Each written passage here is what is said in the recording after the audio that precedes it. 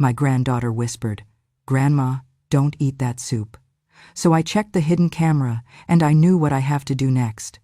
Vivian slammed the bowl onto the table so hard the soup sloshed over the rim and splattered onto my wrist, its heat biting deep into my skin as she barked, "Sit down, Joanne. Old relics like you should be grateful we feed you." The words landed heavier than the bowl. She stood there, in her spotless kitchen in North Carolina, arms crossed, chin lifted, like she was addressing something beneath her rather than the woman who raised her husband. Before I could settle into the chair, Marcus added without looking at me, "Mom, try not to choke. We still need your signature." He said it the way a banker might talk about a loan he intended to collect, not like a son speaking to the mother who'd carried him through storms he never even knew existed. My hands trembled as I reached for the bowl, steam curling upward in thin ribbons. It wasn't the steam that scared me. It was the way Vivian watched me leaning forward, lips curled, eyes narrowed with something between disgust and anticipation. I had seen people look at strays that way, never their own family. Sophie peeked from the hallway, gripping the doorframe with both hands. Her voice was barely a breath. "Grandma, don't eat that." Her large brown eyes locked on mine, filled with a fear far too old for her tiny frame. Vivian snapped her head toward the child. "Sophie, stay out of grown-up business." But even as she hissed those words, Sophie didn't look away. She only shook her head slowly, silently pleading with me. In that moment, everything in my chest tightened. Children don't fear soup. They fear the people who make it. I swallowed hard. The kitchen felt smaller, like the walls themselves were listening. They always seemed to listen in this house, a house that once belonged to me. At least, before my hips snapped like brittle wood against the edge of my porch, and Marcus swooped in before I even woke from surgery. He didn't bring me here out of love. He didn't rearrange his home out of duty. He wanted the deed to my house, my pension checks, my insurance benefits. And while he waited for all of that to fall neatly into his hands, I was expected to sit here and be grateful. Vivian wiped the soup splatter off the table with the edge of a towel, clicking her tongue like a disappointed schoolteacher. "Honestly," she said, "you're lucky we let you stay here at all. A nursing home wouldn't waste a bed on you. They'd shove you into the corner and wait for nature to finish the job." I kept my eyes down, staring into the cloudy broth. Something floated near the surface, too pale, too soft, too swollen. Not a vegetable, not anything I recognized. My stomach twisted. Marcus leaned closer, his breath sour with the beer he cracked open before noon. "Go on, Mom," he said. "You're not helpless. Eat." But I was, at least physically, and they treated that weakness like an invitation. "Mom," he added with a cold smirk, "you look like a stray mutt staring at a full bowl. Just eat before we change our minds."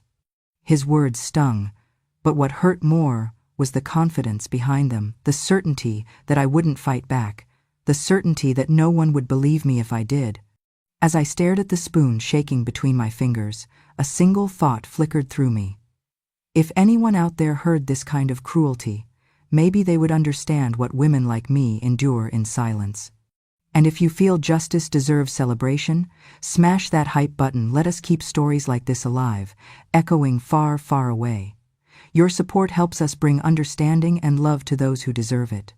Thank you so much. Keep listening. Vivian pulled the chair closer, an ugly eagerness tightening her features. "Eat, Joanne."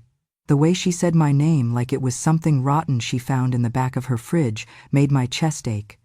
I lifted the spoon, my hand trembling so violently the liquid rippled. Sophie stepped forward again. "Grandma, please." Vivian's voice cracked like a whip. "Sophie, one more word and you'll be grounded so long you'll forget what sunlight looks like." Marcus chuckled. "Let the kid talk. She's already smarter than you ever were, Mom." I held the spoon inches from my mouth. The smell grew stronger, an acidic sharpness that did not belong in food. The hairs on the back of my neck stood up. Vivian's eyes followed my every movement, that same eager, hungry stare. That was when the truth hit me. Hard, cold, clear. No one cooks with malice on accident. No one watches someone eat with anticipation unless they're waiting for something to happen. It wasn't family. I wasn't being fed. I was being handled, managed, pushed. Sophie's whisper echoed inside me again. Don't eat that. I placed the spoon back into the bowl, very slowly. I'm not hungry, I whispered. Vivian slammed her palm onto the table hard enough to rattle the silverware. Eat it!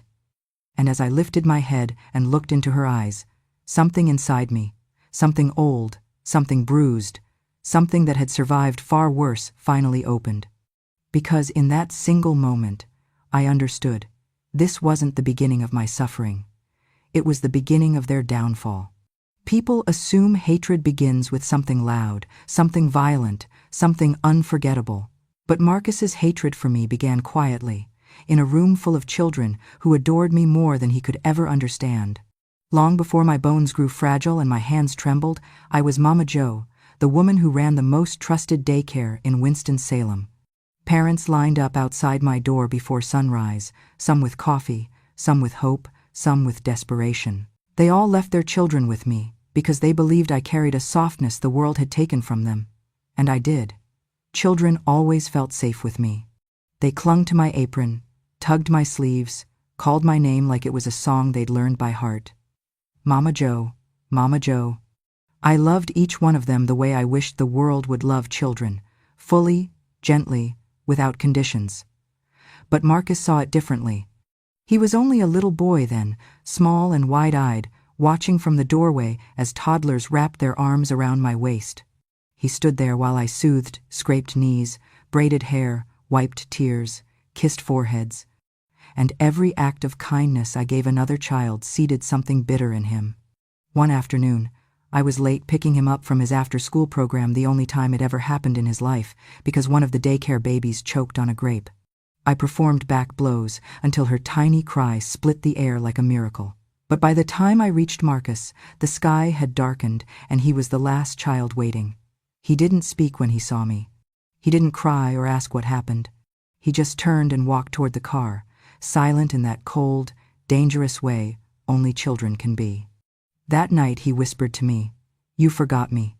I told him I never forgot him, not for a breath, not for a second.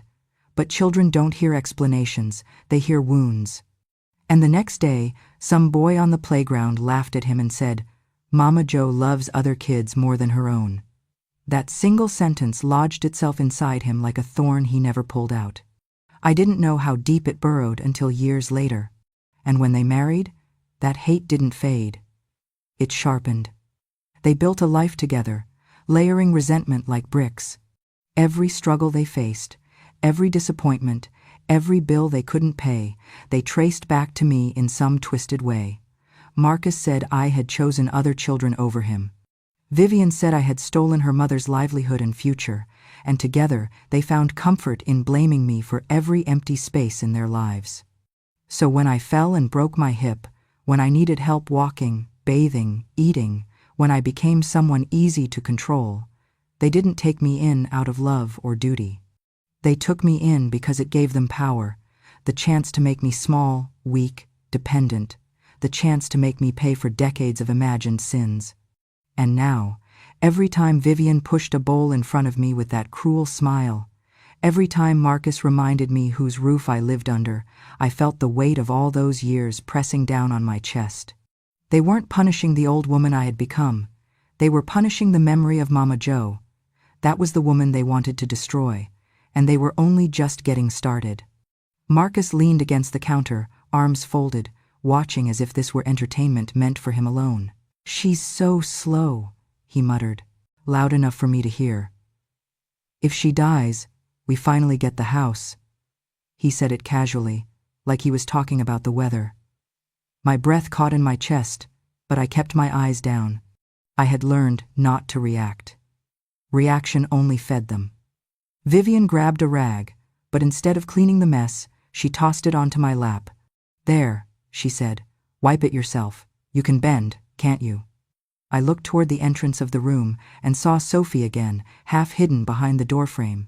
Her small hands gripped the wood, knuckles white. "Grandma, please don't eat that." Her voice trembled. Vivian heard it and rolled her eyes. "Lord, that child is dramatic." she said. Marcus, she gets it from your side, Marcus smirked. Nah, she's probably just scared she'll end up like her grandmother, useless, and waiting for someone to bury her. I felt something inside me fold, but I kept my face still. I folded the rag and wiped the soup slowly, methodically, like someone trying to clean a stain from their own shame. But the real humiliation came later. And that nothing made Vivian's jaw tighten, her eyes narrow, her shoulders stiffen. She looked at me like my quiet was an insult, like she could hear a rebellion rising through it. What none of them realized was this. In that kitchen, surrounded by their laughter, their cruelty, their careless delight in my humiliation, something in me shifted. Something small. But something alive. I didn't know yet what I would do. I only knew one thing. This family thought tonight was a triumph. They didn't know it was the first crack in the world they had built on my suffering. I noticed the envelope because it did not belong. It was placed neatly on the corner of the kitchen counter, the only thing in the house that ever felt intentional. No return address. My name written slowly, the letters slightly tilted, like the writer's hand had trembled. I hesitated before touching it. Nothing with my name on it had arrived in months, not since Marcus took over every bill, every call, every letter. I slid a finger beneath the flap and unfolded a single strip of paper, just one sentence. Someone is looking for you. My chest tightened in a way I had forgotten I was still capable of. Someone. The word hummed through me like a tiny pulse of warmth. Someone is looking. Someone remembering. Someone searching. For a moment, I let myself imagine a face, an old friend from the daycare years, a child I once raised, a person who still carried a piece of Mama Joe in their memory. But before hope could settle, Vivian's shadow crossed over me. She snatched the paper from my hand so fast, the edge scraped my skin. What's this? She didn't wait for an answer. She read it, scoffed, then tore it clean down the center. Someone is looking for you, she mocked, shredding it again. No one wants you. Not even God. The pieces fluttered to the floor like pale leaves. I tried to reach for one instinct, nothing more, but she stepped on it with the heel of her shoe. Stop fantasizing, she said. People like you don't get visitors. Marcus walked in and saw the scraps on the floor. What'd she do now? Vivian pointed at me. She's imagining admirers. Marcus laughed, low and bitter. Pathetic. Then he walked to the refrigerator, pulled the door open, grabbed a soda, and shut it with a loud snap. I heard another sound right after metal sliding, a small lock clicking into place. He had reattached the padlock. Since she wants attention so badly, he said, she can go without dinner tonight. He slipped the tiny key into his pocket like it was a prize he'd earned. Hunger had been stalking me for days, but that night it sank its claws deeper. The house spun every time I stood. My legs trembled under their own weight. Even breathing felt heavier. I tried to sit carefully at the edge of the bed, but a wave of dizziness crashed over me and the room tilted. My vision went gray at the edges. When I woke, the ceiling appeared too close, like it had bent down to watch me struggle. My mouth was dry enough to crack. My body felt hollow. I didn't know how long I'd been unconscious. Long enough for the light to change. Long enough for fear to settle into my bones. I heard footsteps in the hallway, Vivian's sharp rhythm, Marcus's heavy stride, and froze. I didn't want them to find me like this. They would only call it drama. Then another set of footsteps approached. Softer, smaller. My door creaked open a few inches. Grandma, Sophie whispered. I turned my head slowly. She slipped inside and shut the door behind her. Her tiny hands clutched a plastic water bottle, half full. Here, she said, and set it gently beside me. You have to drink. I tried to speak, but my throat felt too raw. She unscrewed the cap and held it to my lips with both hands. I swallowed small sips until my body stopped shaking. Tears welled in her eyes, but she blinked them away quickly, like a child afraid to be caught caring. Grandma, she said again, voice even softer, don't trust Dad and Vivian. I stared at her, confused. Her lip trembled. She leaned closer until her warm breath brushed my cheek. They say things when they think I'm asleep, she whispered. Bad things. About you. A cold knot tightened in my stomach. Not fear confirmation. And Grandma. She hesitated, eyes flicking toward the door. I think they want something to happen to you. I felt the truth in her voice, sharp, unavoidable. It wasn't just cruelty anymore. It was my intention. The same kind of intention that sat behind Vivian's smirk when she forced soup onto the table. The same intention in Marcus's laugh when he locked the refrigerator. The same intention in their eyes when they looked at me like a problem they wanted solved. Someone is looking for you. I didn't know who wrote it, or why. But that single sentence pulsed through me again. Someone besides this house, someone besides these walls, someone besides the people who wanted me gone. Hope is a fragile thing, but that night it was the one thing keeping me alive. I wouldn't learn the truth about the letter until much later after the trial, after the dust settled. It had been sent by a retired social worker who once placed children in my daycare. She recognized my name on a medical filing and feared something was wrong. She was the first stranger to notice I'd disappeared. I had forgotten the little camera tucked behind the books on the hallway shelf, the one I installed months ago when my grocery money kept disappearing and my mail came half opened. I never told anyone about it, not even Sophie, because secrecy was the last defense I still possessed. After the letter, after fainting on the kitchen floor, after hearing the fear in my granddaughter's trembling voice, something in me hardened. I needed answers. I needed truth, or at least proof that I wasn't losing my mind the way Marcus kept insisting. Late that night, when the house finally went still, I dragged myself slowly toward the old tablet locked in my bedside drawer. My hands shook as I powered it on. The small, spinning icon felt like it was dragging the minutes out of my life. Then the footage loaded. At first, all I saw was the ordinary cruelty I already knew too well. Vivian rolling her eyes each time she passed my room, Marcus rifling through my purse, both of them talking about me like I was an expired carton of milk. But then the angle shifted as the feed switched to the kitchen camera. I saw a pot on the stove, steam curling lazily upward. Vivian stood over it, stirring slowly, too slowly. Her shoulders were tight, her face twisted with something colder than irritation. She wasn't cooking dinner. She was preparing something else. She reached into a drawer and pulled out a small amber bottle with a white label, the kind normally restricted to memory clinic staff. Later, I would learn Vivian had stolen it from an elderly client at the insurance office. She didn't even check if the room was empty. She just uncapped it, tapped out a fine gray powder, and let it dissolve into the broth while humming to herself. My breath caught. I leaned closer to the screen. Powder, not poison, not bleach. Something subtler. I watched her whisper under her breath, but the camera caught her voice clearly. Just a few weeks, and she'll forget her own damn name. Then guardianship is mine. My blood turned cold. Guardianship, not death. Worse, she wanted me legally erased. I watched Vivian stir again, her hands relaxed, almost joyful. She won't know what day it is, what year it is, hell who she is. Judges eat that up. My heart hammered against my ribs. She wasn't trying to kill me. She was trying to turn me into an empty shell she could parade in front of a court. Then Marcus walked into the frame. He opened the refrigerator, grabbed a beer, and spoke without even looking at the pot. How long does that crap take to work? Vivian shrugged. Depends on the dose.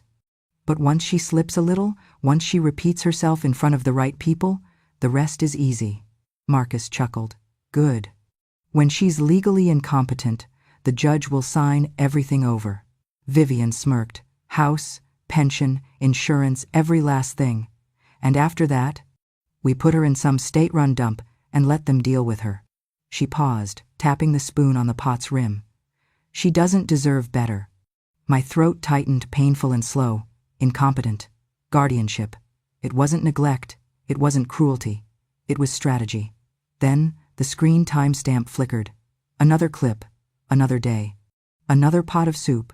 Vivian's expression darker now, her eyes fixed on the counter like she was staring into a past only she could see. The camera caught her voice again, but this time it sounded like a grudge sharpened over decades. She destroyed my childhood, Vivian hissed. My mom begged her for a job, begged, and she turned her away like trash, said the daycare had a wait list.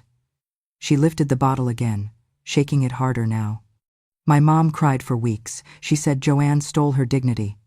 My breath shook. Mama Joe's daycare. I had forgotten so much of that time, the waiting list, the parents, the desperate calls. I never knew the names behind every no, but Vivian remembered mine. She praised other kids. Vivian spat, dumping another pinch of powder into the pot. Kids who weren't me, weren't mine. Weren't you, Marcus? Marcus leaned against the counter. You're still hung up on that. Vivian glared at him. She owes me. I swallowed hard. Vivian's hatred didn't start in this house. It started long before I ever knew her. A grudge I never meant to create. The dissolve of the clip revealed another conversation, this time in the living room. Marcus paced like a man planning a heist. His voice was low, urgent. Memory loss won't be enough. Courts are picky now. Vivian tossed the empty bottle onto the couch. Then what? Marcus stared out the window as if calculating the weather like an omen. If she wanders outside at 2 a.m, they'll call the police. Happened to old Mr. Carter down the road. Vivian blinked. And what? Marcus turned, smiling with that cold, crooked grin he used when he smelled opportunity. Then she gets flagged as a danger to herself. They take her in.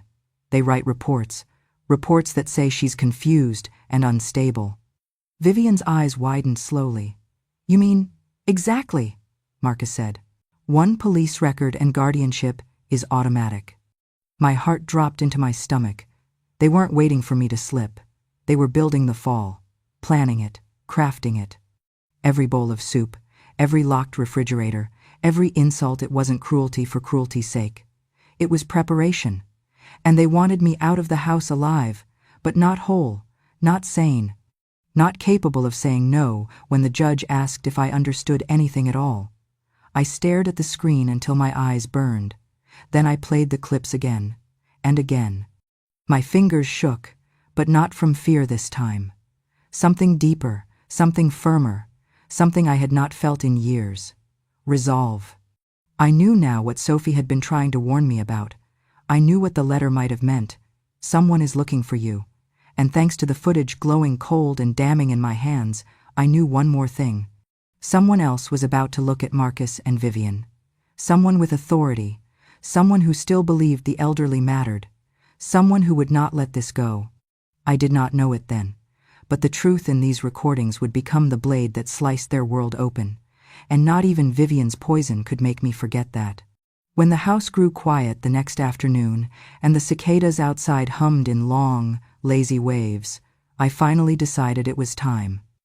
Time to stop being afraid. Time to stop waiting for someone else to save me. Time to show Marcus and Vivian what their own cruelty looked like under a clear, merciless light. I carried my old laptop to the dining table. My hands shook, but not from fear. From purpose. From something clenched and burning inside me that I had not felt in years. Sophie watched from the doorway, her small hands gripping the frame. I gave her a tiny nod. She understood. Vivian walked in first, heels snapping against the wood floor, hair pulled tight, expression already annoyed, like existing near me was an inconvenience. Marcus followed, chewing loudly. A beer in one hand, the remote in the other, as if nothing in the world could challenge his comfort. I closed the laptop screen just long enough for them to sit down, then opened it again and hit play. The kitchen filled with the tinny audio of Vivian's voice, whispering over the pot of soup. Her words spilled out clear and sharp. Just a few weeks, and she'll forget her own damn name. Then guardianship is mine. Marcus froze. The beer slipped from his hand and rolled across the floor. Vivian went pale, her jaw locking tight, her fingers curling at her sides. The color drained from her face so fast I thought she might faint, but then she snapped her head toward me and hissed, "This is fake. You're senile. You don't know what you're doing." I lifted my chin. "I may be old," I said, voice steady, "but I am not gone." Vivian lunged toward the laptop, but I slapped my hand over the keyboard before she could touch it. Marcus grabbed her arm, pulling her back. But he wasn't doing it out of concern for me. He was panicking. He looked like a man watching the floorboards beneath him crack open into a pit. Another clip played Marcus's voice. Clear, crisp, terrifying in its certainty. When she's legally incompetent, the judge will sign everything over. He swore under his breath. For the first time, I saw fear, real fear, in his eyes. Then he exploded. Marcus slammed his fist onto the table so hard the salt shaker jumped. "You were never a good mother," he screamed. "Never. You spent your whole life loving other people's kids while I got scraps. You should have died years ago." His rage filled the room, heavy like smoke. It should have frightened me. But after everything, after the soup, the starvation, the locked refrigerator, the insults, it didn't. It only solidified what I already knew. Cruelty was the only language Marcus had ever learned to speak. But while he raged, something else was happening. Sophie. Sweet, trembling Sophie. She took one step forward, then another, her little shoulders shaking. She kept her hands behind her back, her phone hidden just out of view. I recognized the posture instantly, the stillness, the caution. She was recording. My brave girl was recording. Marcus kept screaming, not noticing her. "You ruined everything," he shouted. "You think you're some kind of victim? You think people still care about you? We drugged you. We needed you confused. Shut up, Vivian. You agreed to this." Vivian gasped. "Marcus, stop talking. She's right there." But it was too late. Every word was falling straight into Sophie's phone, each sentence sealing their fate. I caught Sophie's eyes for a moment. She looked terrified but determined. I gave her the faintest nod. She nodded back. Marcus noticed the movement and turned. "What are you doing?" he demanded, stepping toward Sophie with the same murderous glare he had given me so many times. Sophie hid the phone behind her body, but her voice didn't shake. "Daddy, stop yelling." In that moment, I realized the cycle had finally broken, not because I fought back, but because a child decided she would not inherit her parents' cruelty. He moved closer. Too close. Marcus whipped his head toward me, nostrils flaring. I met his gaze without flinching. "You want to know the truth?" I said, my voice steady, almost calm. "You want to know why you've spent your whole life hating me?" In that moment, I realized the cycle had finally broken, not because I fought back, but because a child decided she would not inherit her parents' cruelty. He blinked, confused. I swallowed hard. This secret had been buried under 40 years of guilt, but it was time. "Your father didn't just leave," I said. "He told you something before he walked out that night. He said you were a burden, that raising you was too much." Marcus staggered as if I'd slapped him. "He said it to your face," I whispered. "He told you you were the problem, not me." Marcus's mouth opened, but no sound came out. A single, trembling breath escaped him, then another. His anger flickered, cracking at the edges. For the first time, he looked wounded, small, like the lost boy he once was. But sympathy was long dead in me. "That was his cruelty," I said. "Not mine. But you spent your whole life punishing me for his sins." Vivian stared at Marcus in shock, as if she had never heard the story either.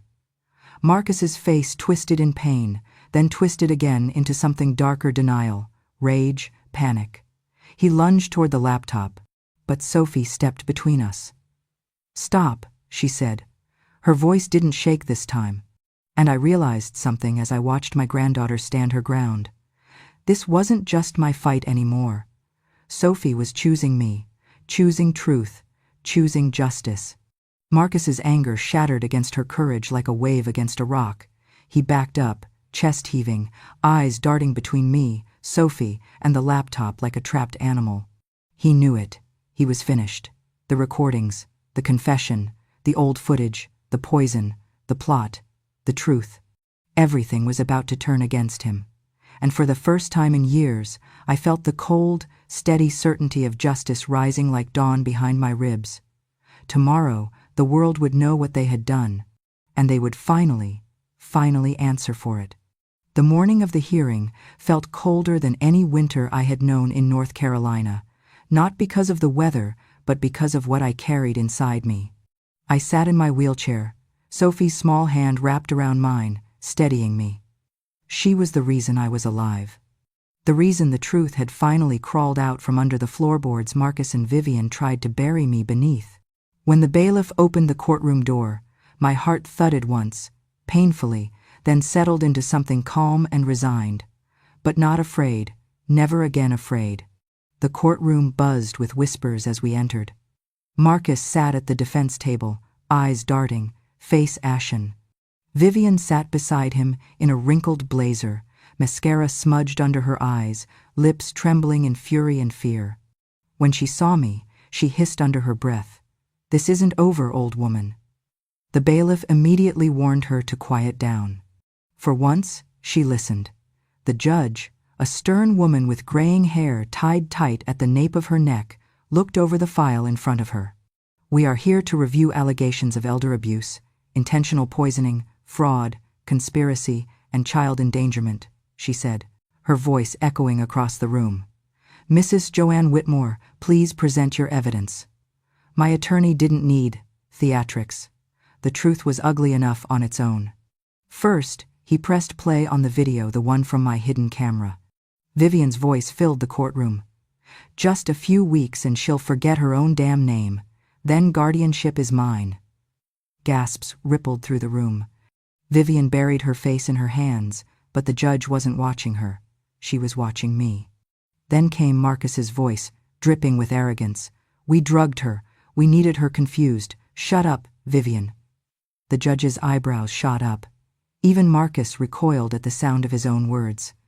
Next, my attorney displayed a photograph of the refrigerator in Marcus's house, locked with a metal clasp drilled into the door.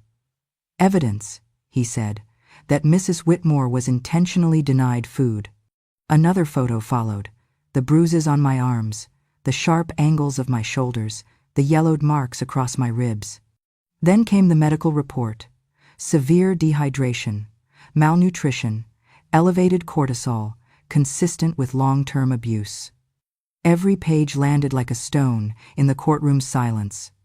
Finally, the last piece, a neighbor's sworn statement. The bailiff read it aloud. I heard Marcus screaming at his mother, "Eat from the trash if you want food." I also saw the little girl, Sophie, crying as he told her to shut up when she begged him to stop yelling at Joanne. Vivian collapsed against her chair. Marcus clenched his jaw so hard his neck trembled. The judge folded her hands. "The evidence is overwhelming." She turned to Marcus and Vivian. "You did not merely neglect an elderly woman, you orchestrated her decline. You attempted to poison her, steal her legal rights, seize her assets, and intimidate a child who tried to protect her grandmother. This court does not take such crimes lightly." Vivian burst into tears, sobbing loudly enough that one of the jurors flinched. Marcus's lawyer put a hand on his shoulder, but Marcus jerked away, eyes wild. The judge read the charges one by one. Felony elder abuse. Vivian whimpered. Intentional drugging of a vulnerable adult. Marcus clenched his fists until his knuckles whitened. Attempted fraud through guardianship manipulation. Conspiracy to commit financial exploitation. Child endangerment, specifically regarding Sophie Whitmore. Vivian's head dropped as if the words themselves had weight. Marcus swallowed hard, sweat beading on his forehead. Both defendants are remanded into custody immediately. As the bailiffs moved in, Marcus suddenly shoved his chair back and stumbled toward me until the officers blocked his path. He dropped to his knees behind them, tears streaming down his face in ugly streaks. "Mom, please," he choked out. "Please, help me." His voice was not the voice of a man, it was the voice of the wounded boy he once was, begging for someone to blame, someone to save him. I looked down at him, feeling everything and nothing at once. The years of cruelty, the hunger, the insults. The night he left me on the kitchen floor. The soup, the poison, the plan to erase me. I leaned forward slightly.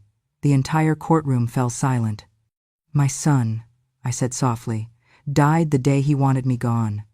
The words left my mouth like a stone dropped into still water, and the silence that followed was deeper than any I had ever known. Marcus's shoulders crumpled. Vivian screamed as the cuffs closed around her wrists. The judge struck her gavel. Court adjourned. And just like that, the nightmare ended. And justice, real justice, finally took its first breath. When the judge granted temporary guardianship to Sophie instead of Marcus's relatives, I felt something inside my chest loosen for the first time in years. It wasn't victory exactly, it was survival finally settling into my bones. Sophie held my hand the entire ride home. Not Marcus's home, not Vivian's kingdom of locked refrigerators and poisoned soup, no. This was a small, warm house on the quiet side of Winston-Salem, a place with crepe myrtles blooming out front and curtains that let morning light spill in like a blessing. When we arrived, Sophie opened the door before I could touch the handle. She had already prepared a room for me, one she decorated herself. There were soft blankets folded at the foot of the bed, a lamp that gave off a golden glow, and a little vase of freshly cut flowers sitting on the nightstand. "Grandma," she said as she smoothed the pillow, "you're safe now. No one can hurt you here." I sat down slowly, letting my fingers run across the fabric of the quilt. For a long moment, I just breathed, in, out, free. Later that evening, after Sophie had gone to brush her teeth, I reached into the small bag of belongings I had brought with me and pulled out the old camera, the one that had captured everything, the lies, the poisoning, the plans to erase me, the cruelty spoken without shame. I turned it on. The screen flickered and then showed Vivian in the kitchen, stirring the soup with her back to the door, muttering about how a confused old woman is easier to sign away than a stubborn one. Marcus appeared next in the frame, checking the locks on the refrigerator. Watching it again should have filled me with pain, but it didn't. It only filled me with certainty. I didn't delete the original files, of course. The police already had copies, safely stored and time-stamped in their evidence system.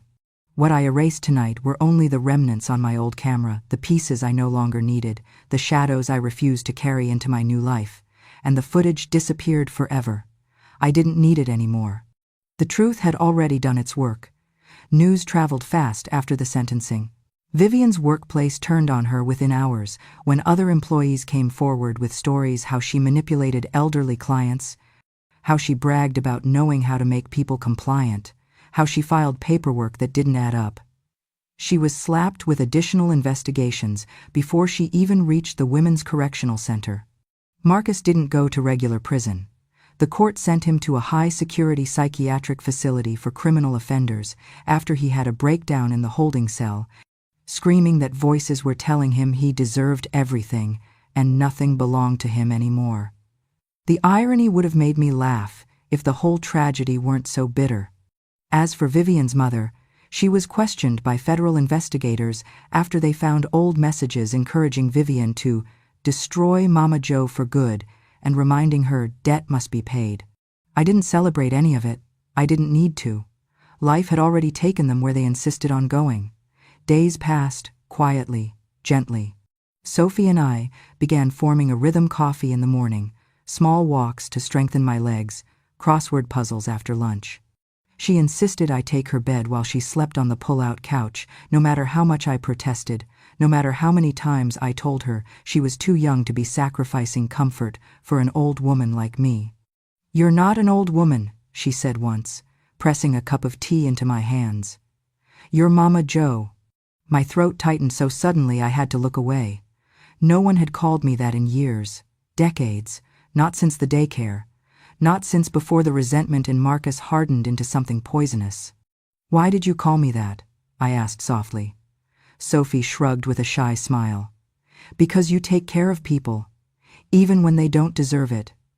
I cried then, the kind of quiet cry that shakes the entire body, the kind that releases a lifetime of held breath. She wrapped her arms around me and held on until I steadied. Nights were easier after that. The shadows didn't feel threatening anymore. Meals didn't feel like traps. Silence didn't feel dangerous. On one of those nights, as I pulled the covers up to my chest and listened to Sophie humming down the hall while brushing her teeth, a thought came to me, simple, soft, and full of the peace I never thought I would feel again. For the first time in years, I whispered into the dim, "I'm not afraid of dinner anymore." And with that, I finally slept. Thank you, sweetheart, for staying with me until the very end of this story. I know some parts were heavy and some were painful enough to leave a mark. But you listened, you stayed. And that means more to this old heart than you'll ever know. Life has a way of silencing women like me, quiet grandmothers, aging mothers, those who've carried families on our backs and somehow ended up forgotten in the corners of our own homes. But every time one of you sits with me, every time you hear my story all the way through, it reminds me that my voice still matters. And so does yours. If this story stirred anything inside you, anger, hope, relief, or even the soft ache of recognition, then I'd love for you to stay close. Subscribe to Grandma True Stories so I can keep sharing these memories that refuse to stay buried. Your support keeps this porch light on, so every person who's been overlooked or mistreated can know they're not alone in the dark. Thank you for listening, my dear. Until next time, this is Grandma, signing off.